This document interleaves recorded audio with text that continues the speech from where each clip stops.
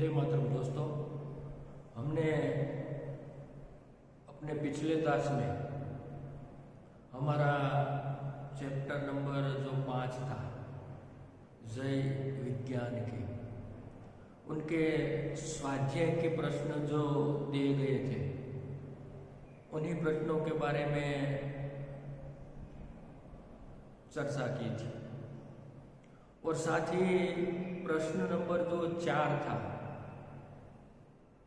जिसमें कुछ इसी प्रकार की सूचना दी गई थी कि वे चित्र देखकर अपनी कॉपी में वाक्य लिखें। तो कुल मिलाकर जो 12 चित्र थे, उन 12 चित्रों को देखकर आपको वाक्य बनाकर अपनी बुक में लिखकर गूगल फॉर्म्स में आपको होमवर्क के स्वरूप में दिया गया। तो इसमें दोस्तों मैंने देखा कि केवल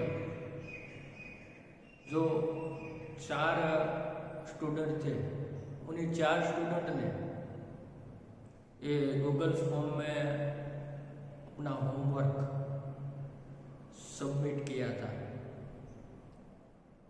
तो अब से ऐसा नहीं चलेगा, क्योंकि आपको जो होमवर्क दिया जाता है वह आपको कंपलसरी गूगल फॉर्म में आपको सबमिट करना है। अगर अब से दूसरी बार आप ऐसी गलती करेंगे तो आपको आपकी वाली उसके बारे में फ़ोन के द्वारा बताया जाएगा। आपको कंपलसरी आपका होमवर्क सबमिट करना है। साथ ही जो आप वीकली टेस्ट हर शनिवार को देते हैं, वह भी आप सभी को देना है। उसमें भी कुछ स्टूडेंट के रिस्पॉन्स हमें अभी नहीं मिलते। तो ये सब बातें आपको कंपलसरी करनी है। अगर आप अब से नहीं करेंगे तो आपको अपने माता पिता को उसके द्वारा फ़ोन के द्वारा आपको अवगत करा के उसका फॉलोअप कार्य लिया जाएगा। जो आप क्या करते हैं, आपके वाली को शायद ऐसा होता है भाई मेरा बच्चा ये होमवर्क टेस्ट सब अच्छी तरह से करते हैं, उसे ऐसा लगता है, पर आप कभी कभी करते नहीं।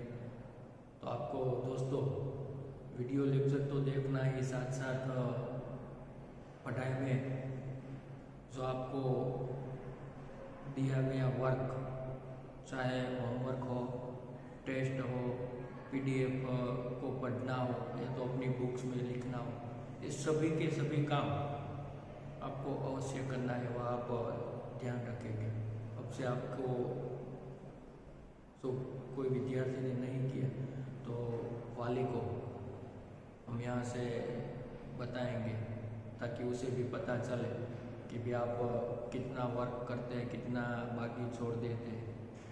ठीक है, तो ये आपके लिए सूचना थी। अब हमारा चैप्टर नंबर 2 से जिसका शीर्षक है न्याय। तो एक गद्य साहित्य है दोस्तों। साहित्य प्रकार की दृष्टि से एक कहानी है। तो हम जानते हैं कि वे अदालत या तो कोर्ट किसी झगड़े का निपटारा लाने के लिए या तो किसी झगड़े की समस्या का हल निकालने के लिए सबूतों पर ध्यान देती है। जो सबूत होते हैं, उसकी जो जबान या तो उसकी जो गवाही होती है, उन गवाही पर ध्यान देकर वह अपना न्याय निष्पक्ष तरीके से सुनाते हैं। तो सबूत न मिलने पर वह सही न्याय नहीं दे पाते। यानी कि अदालत को किसी भी प्रकार का जो झगड़ा होता है, झगड़े को निपटाने के लिए, उसका हल निकालने के लिए उसे कोई न कोई प्रकार से सबूत का, यानी कि सबूत की जबान या तो गवाही का उन्हें उन पर ध्यान देना पड़ता है। जो सबूत नहीं मिलते तो वह सही तरह से न्याय नहीं दे पाते। तो ऐसे मामले में सूझबूझ से काम लेना या तो हमारी सूझबूझ काम आती है। तो ये जो हमारी कहानी है, न्याय कहानी, जिसमें भी एक हसन नाम का एक छोटा सा एक चतुर लड़का, होशियार लड़का कि उन्होंने अपनी सूझबूझ से एक व्यापारी को सही तरीके से न्याय दिलाया है। वही बात एक प्रस्तुत कहानी में हमारे सामने रखने का प्रयास किया।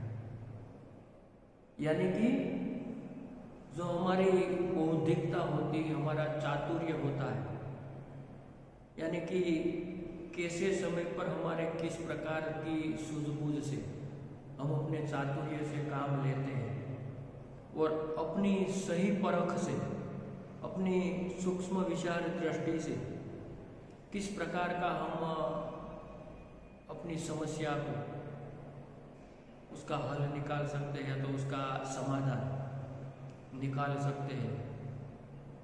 उसी बारे में ये जो प्रस्तुत कहानी दोस्तों हमें दी गई है, तो इसके बारे में हम आज अध्ययन करना चाहते हैं। तो इस कहानी में से दोस्तों सबसे पहले हमें सीखनी जो बात ये है कि भाई हमें सही समय पर सही सूझबूझ, अपना चातुर्य हमें दिखाना चाहिए। जो प्रस्तुत पाठ का एक पात्र है, छोटी सी आयु का, जो हसन नाम का लड़का है, वह ये काम अपनी सूझबूझ से करके दिखाता है। तो इसी हसन के चरित्र से हमें ये सीखना है कि भाई बच्चों अपनी सूझबूझ कैसे दिखाते हैं और साथ ही सच्चा न्याय किस प्रकार हम कर सकते हैं। हम बेगुनाह को कैसे बेगुनाह साबित कर सकते हैं और दोषित को यानी कि अपराधी को हम कैसे अपराधी साबित कर सकते हैं। यही ये जो यहाँ पर दी गई कहानी है, न्याय, जिसमें हमें सिखाने का प्रयास इसी कहानी में किया गया है। तो दोस्तों हमारी किताब में पेज नंबर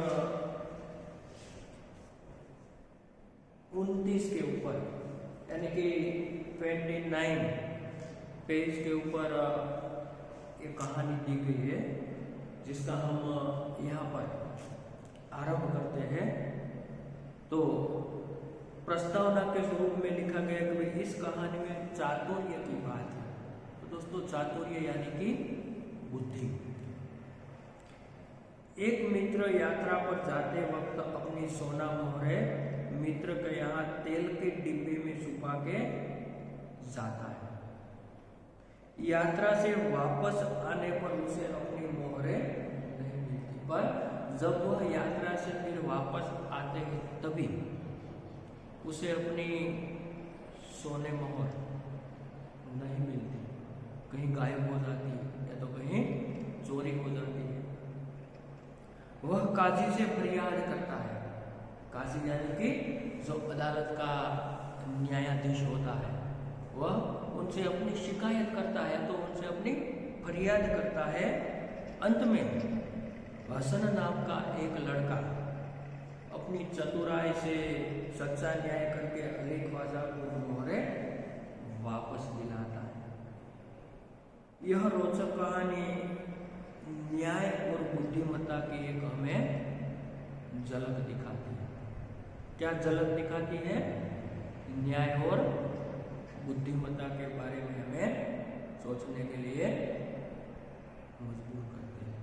तो ऐसी रोचक सुंदर या तो मूल्यवान कहानी यहाँ पर हमारे किताब में दी गई है, जिसका हम यहाँ पर अध्ययन करते हैं। तो दोस्तों, आपके पास किताब है, आप भी अपनी किताब खुली रखकर इस वीडियो का अध्ययन करते समय उसमें ध्यान देकर आप सुनकर उसे पढ़ने का प्रयास करेंगे। तो कहानी का आरंभ होता है, कोई पुराने जमाने में इराक की राजधानी बगदाद में एक व्यापारी रहता था। यानी कि ये पुराने जमाने की बात है, जो इराक नाम का देश है, जो पूरा देश इस्लाम कंट्री यानी कि मुसलमानों का देश है, और जिसकी राजधानी का नाम क्या है? बगदाद। दोस्तों, ये जो बगदाद है वह ईरान की राजधानी है, और जो इराक का वो मुख्य शहर है। और वहाँ पर एक व्यापारी रहता था जिसका नाम था अली ख्वाजा। जो प्रमुख, ये जो कहानी के दोस्तों 3 पात्र है वह मैं यहाँ पर लिख देता हूँ। अली ख्वाजा,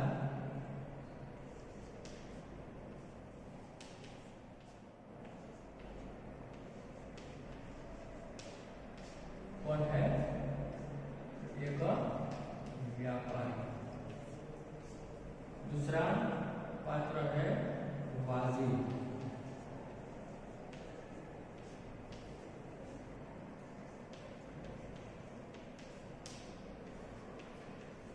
अली ख्वाजा का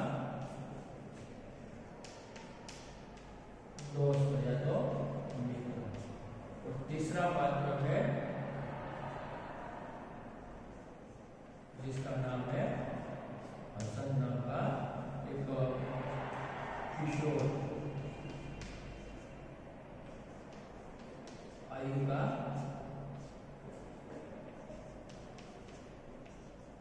बालक,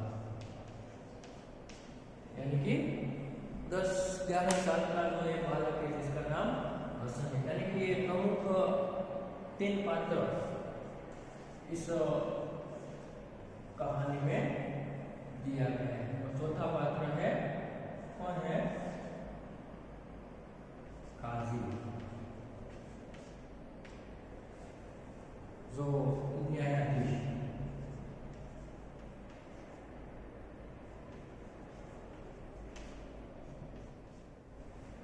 तो प्रमुखतः इन 4 पात्रों से कहानी की विकास यात्रा आगे बढ़ती है। और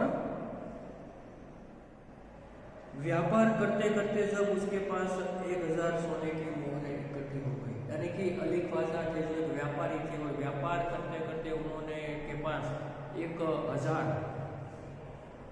जो सोने की मोहरें थी, मोहर यानी कि सिक्का, यहाँ पर एक शब्द भी लिख लेते हैं, मोहर।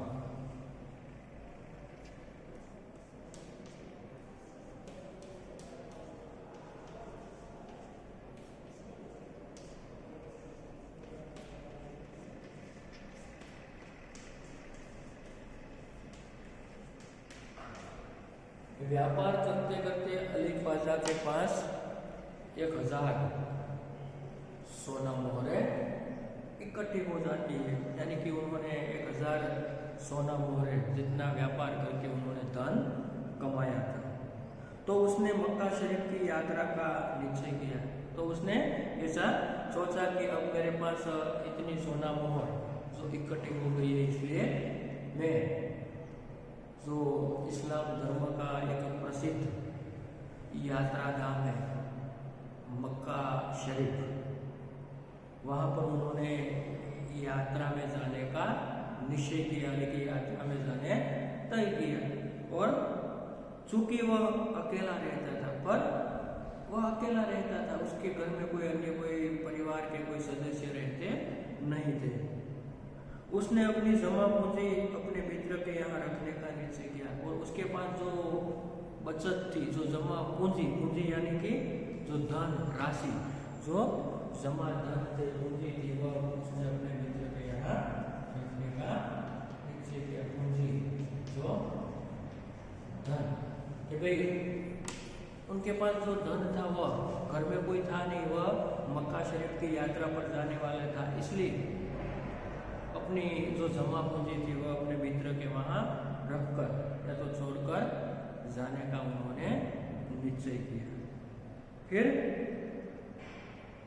यात्रा के खर्च के लिए उसने 500 मोहर अलग रखी, यानी कि अपना यात्रा का जो खर्च होगा, जो उनका प्रबंध, उनकी व्यवस्था के लिए उन्होंने 500 मोहर जो थे वह अलग निकाल ली और फिर एक घड़े में बची हुई मोहरें डालकर तेल डाल दी। फिर दोस्तों ये जो बची हुई मोहरें थी, 500 जो मोहरें थी वह उन्होंने यात्रा के खर्च के लिए अलग निकाल ली और बाद में उनके पास जो बची हुई जो शेष राशि थी वह उन्होंने अलग निकाल ली और उन्हें अलग निकाल कर फिर क्या किया, जो आप दोस्तों यहाँ पर चित्र में देख सकते हैं कि भाई जो अलग रखी हुई जो पूंजी थी वह उन्होंने बची हुई मोहरे घड़े में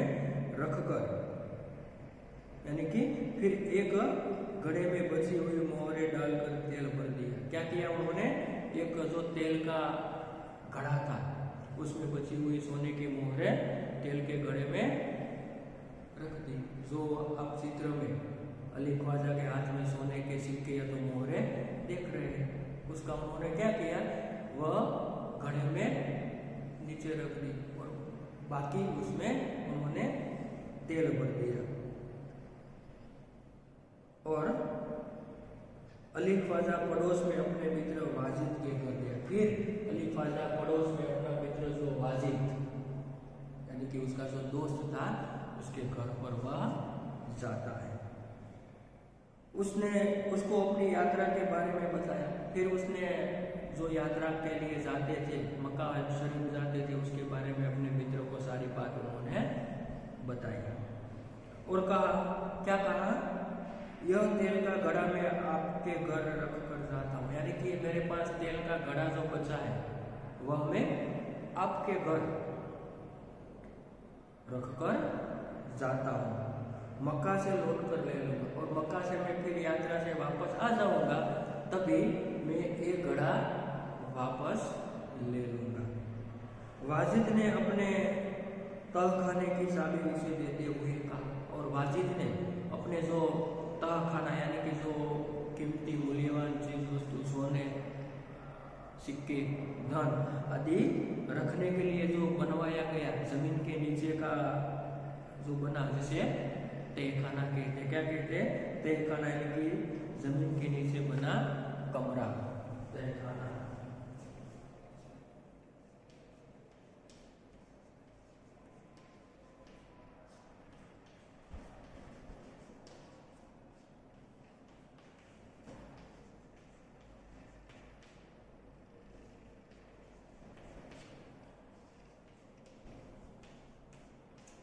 जमीन के नीचे बना कमरा, यानी कि वह उसे तहखाना की चाबी देता है और कहता है, आप अपना घड़ा तहखाने में रखाइए और जब आप लौटे तो उस स्थान से ले लीजिए। यानी कि चाबी देकर उन्हें कहता है कि आप अपने तहखाने का जो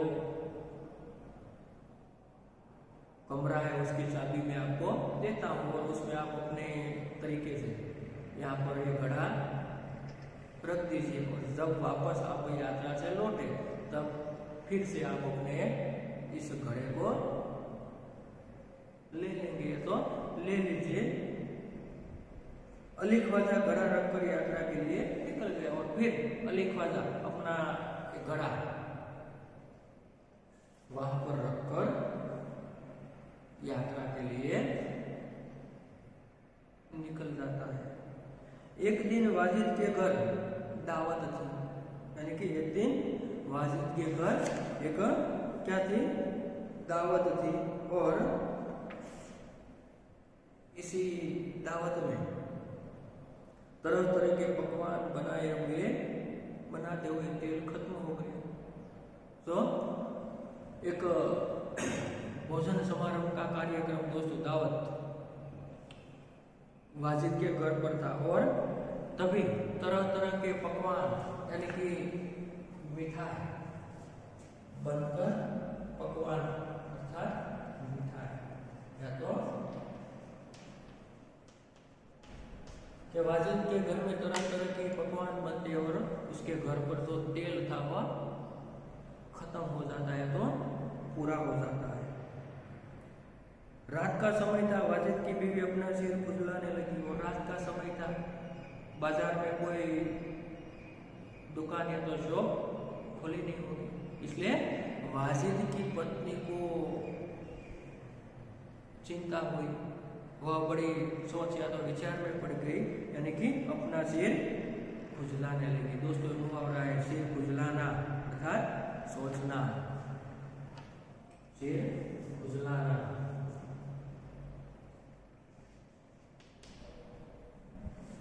मुहावरा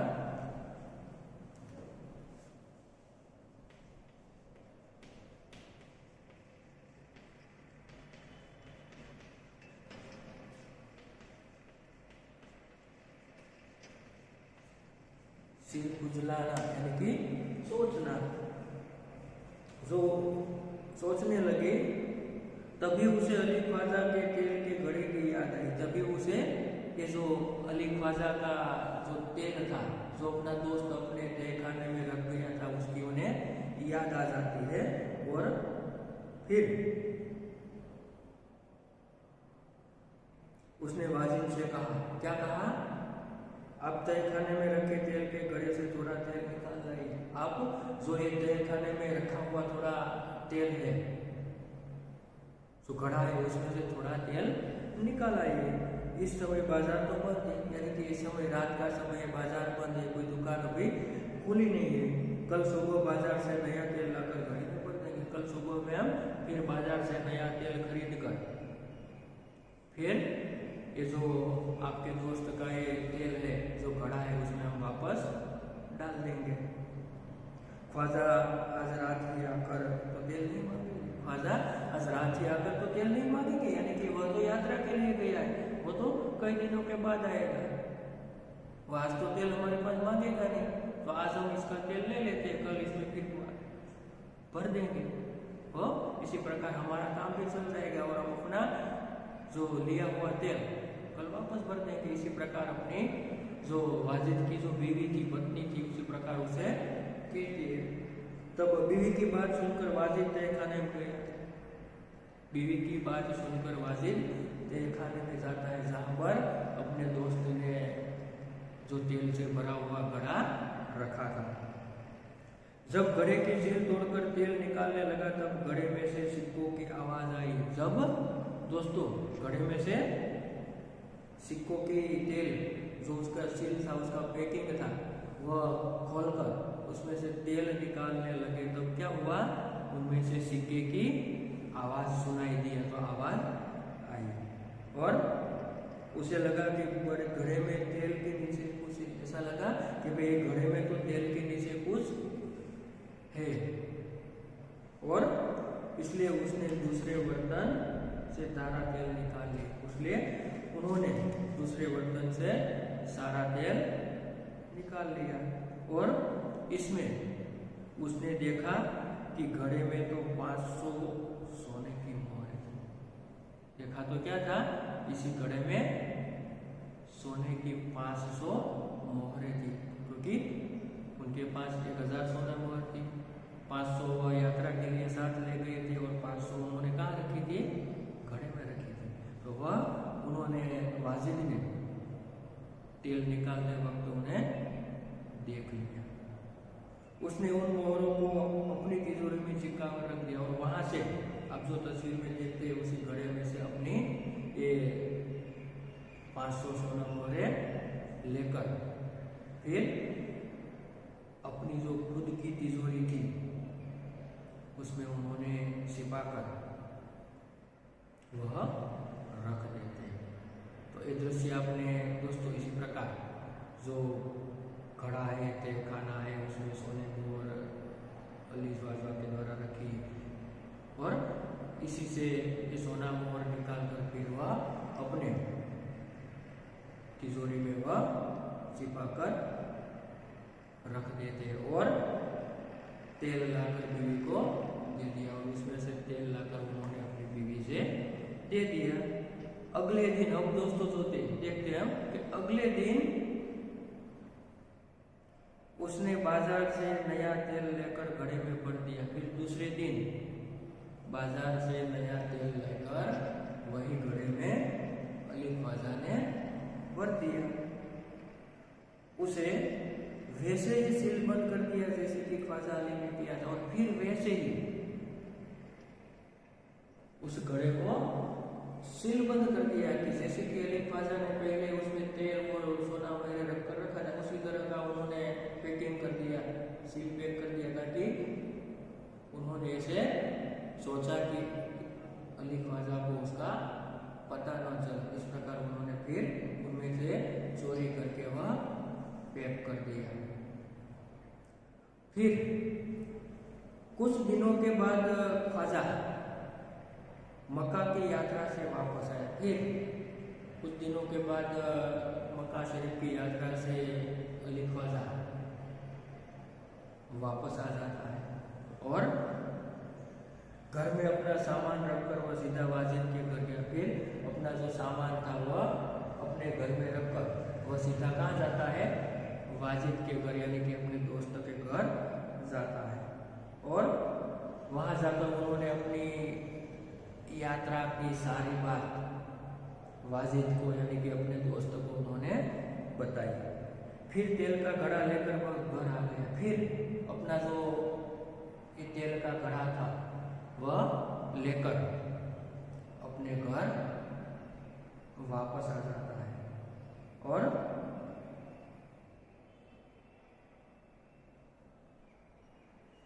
जब उसने घड़े का तेल निकाल कर देखा तो फिर उसने अपने तेल घड़े का जो तेल निकाल कर देखा तो उसके पैरों तले जमीन फिसक गई, यानी कि उनके पैरों तले जमीन फिसक गई, अर्थात आघात लगना है दोस्तों, मुहावरा है।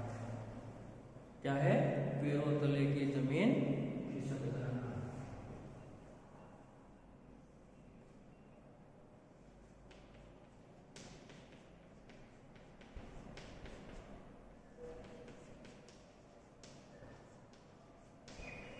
पैरों तले की जमीन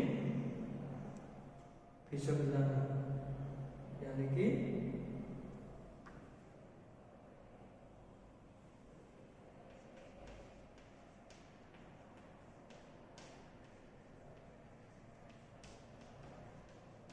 आघात लगता है, यानी कि गहरा आघात लगा, क्योंकि अब उसकी जो सोने मोहरे थी वह घड़े में नहीं थी।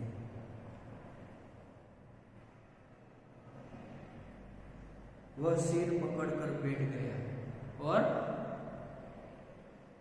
वो भी मुहावरा है, सिर पकड़कर बैठ जाना यानी कि निराश होना।